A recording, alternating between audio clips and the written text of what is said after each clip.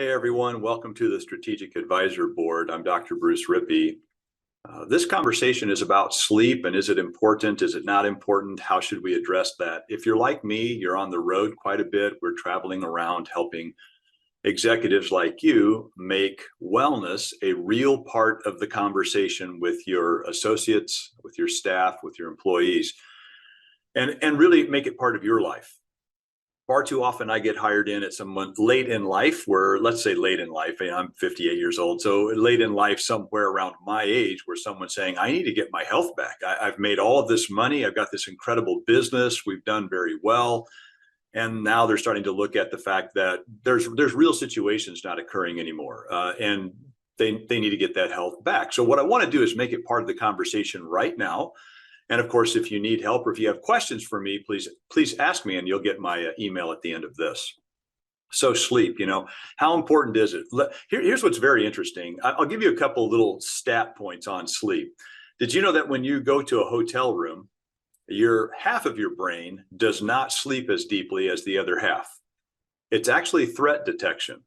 So unless you're super used to that hotel room, that's the one you always go to when you travel to Chicago, you go to that hotel, that's the floor you stay on, that's the room. Until you get really used to that's the sounds and so forth, you'll only sleep with about half of your brain going into the non-REM stages 3 and 4, and that's where all the replenishing occurs.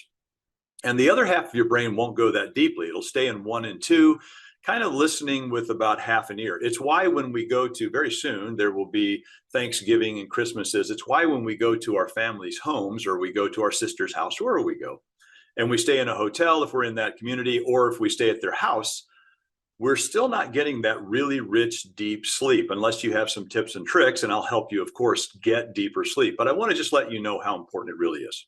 So you have to rest and digest while you're sleeping. You replenish cardiovascular cells. That's incredibly important. You also map memory.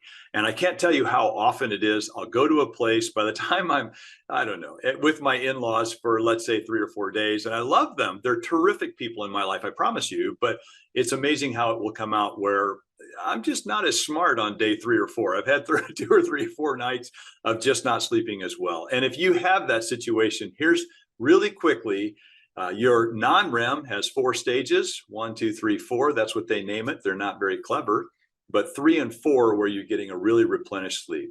REM sleep is where your brain gets to innovate. It gets to really push thoughts out there that you would not normally think or certainly act upon. It's quite psychotic. And by the way, you're mostly paralyzed during this, so you don't act out during that REM sleep.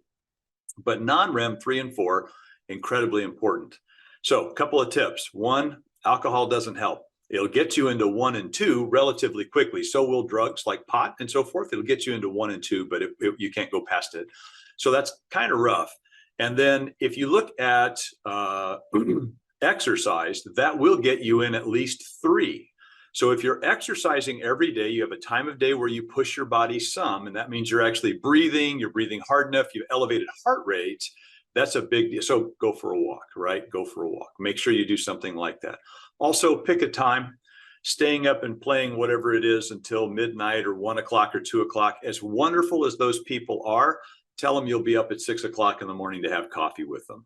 Those are my first tips. I've got a whole bunch when it comes to sleep, and I look forward to talking to you more. If you have questions of me, you can certainly get a hold of me at drbruce@brentmed.com. And if you have any questions for the Strategic Advisor Board, these are wonderful people, all of them pouring in to the executives of today and tomorrow. I will talk to you the next time. In the meantime, be an example of what's possible.